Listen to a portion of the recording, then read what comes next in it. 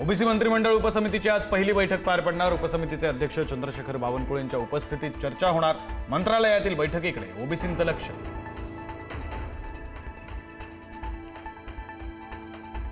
मराठा आरक्षणाचा जी.आर रद्द केल्याशिवाय राहणार नाही, ओबीसी नेते नवनाथ वाघमारेंचं वक्तव्य। तर जरांगेंनी मराठा समाजाची फसवणूक केल्याचाही वाघमारेंचा आरोप।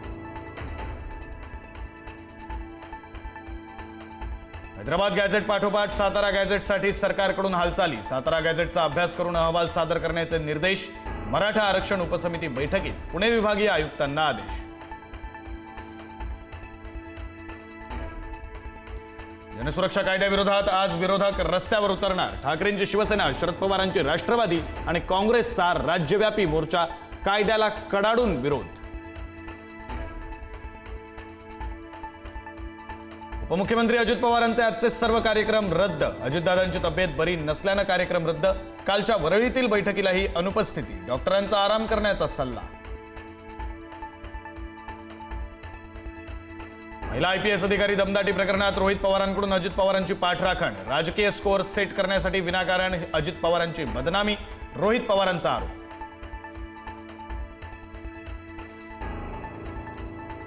नेपाळमधील हिंसाचार धक्कादायक वळणावर। माजी पंतप्रधान झालानाथ खनाल यांच्या पत्नीला जिवंत जाळलं।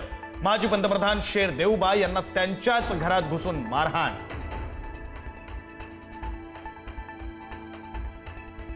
नेपाळमध्ये जेनझी आंदोलक संसदेत घुसले। आंदोलकांनी संसद पेटवून दिली। राष्ट्रपती भवनावर दगडफेक। पंतप्रधान ओली यांच्या निवासस्थानावरही हल्ल्याचा प्रयत्न।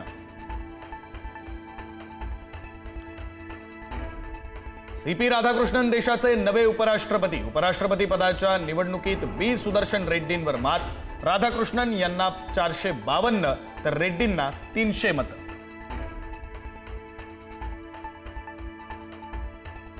उपराष्ट्रपती पदाच्या निवडणुकीत खासदार श्रीकांत शिंदेंची रणनीती यशस्वी। ठाकरेंची शिवसेना आणि शरद पवारांच्या राष्ट्रवादीची मतं फुटली।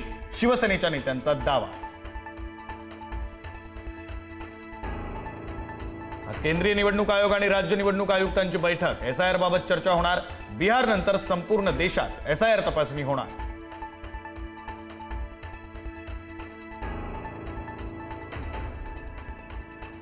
संतोष देशमुख खून प्रकरणावर आज बीड न्यायालयात सुनावणी। वाल्मिक कराडसह अन्य आरोपींना कोणती शिक्षा होणार याकडे लक्ष।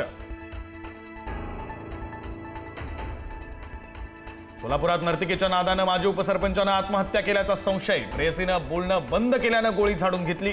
प्रॉपर्टी नावावर करण्यासाठी नर्तिकेनं दबाव आणल्याचा नातेवाईकांचा आरोप।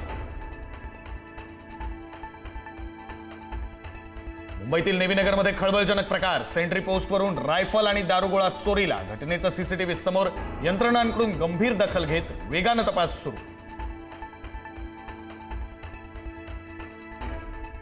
समृद्धी महामार्गावर प्रवासातील सुरक्षेचा मुद्दा ऐरणीवर। संभाजीनगरच्या सावंगी इंटरचेंज ते जांभळा इंटरचेंजमध्ये रस्त्यावर खिळे ठोकल्याचा धक्कादायक प्रकार समोर। अनेक गाड्यांचे टायर पंक्चर।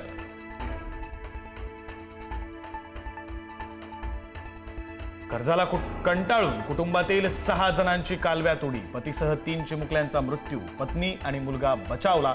कर्नाटक महाराष्ट्र सीमेवरील बिदर जिल्ह्यातील भालकी इथली घटना।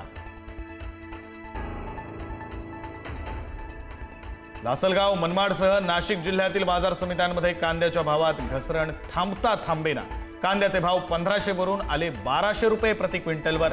शेतकरी हवालदिल। सर्वात वेगवान स्कूटर भारतीय बाजारात। स्पोर्ट्स बाईक नंतर आता स्पोर्ट्स स्कूटरचा जलवा। केवळ 6 सेकंदात 60 किलोमीटर प्रति तास वेग पकडणार। स्पोर्ट्स बाईक प्रमाणे एबीएस सिस्टीमही असणार। अभिनेत्री ऐश्वर्या राय बच्चनची दिल्ली उच्च न्यायालयात धाव। परवानगीशिवाय फोटो वापरल्याबद्दल याचिका दाखल। परवानगीशिवाय फोटो वापरण्यावर बंदी घालण्याची मागणी।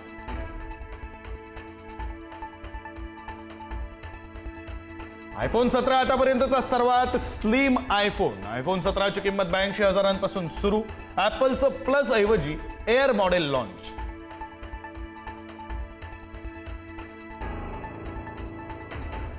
भारताच्या मोहिमेचा आज श्री गणेशा। यजमान यूएई विरुद्ध रंगणार भारताची सलामी लढत। सूर्यकुमार यादवच्या नेतृत्वाखालील भारतीय संघ सज्ज।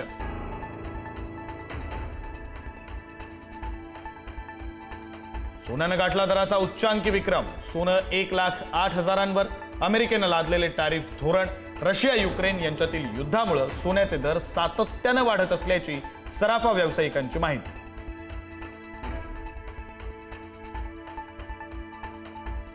डोनाल्ड ट्रम्प यांच्याकडून चर्चेसाठी भारताला साद. मोदींकडूनही दाद. भारत आणि अमेरिकेत घनिष्ठ मैत्री. ट्रम्प यांच्याशी चर्चेस मीही उत्सुक. ट्रम्प यांच्या पोस्टनंतर मोदींची एक पोस्ट. टॅरिफमुळे भारतीयांसाठी अमेरिकन शिक्षण दुरापास्त. तब्बल 3 लाख विद्यार्थी व्हिसाच्या वेटिंगवर. अमेरिकेत शिकणाऱ्या भारतीय विद्यार्थ्यांच्या अडचणीतही वाढ.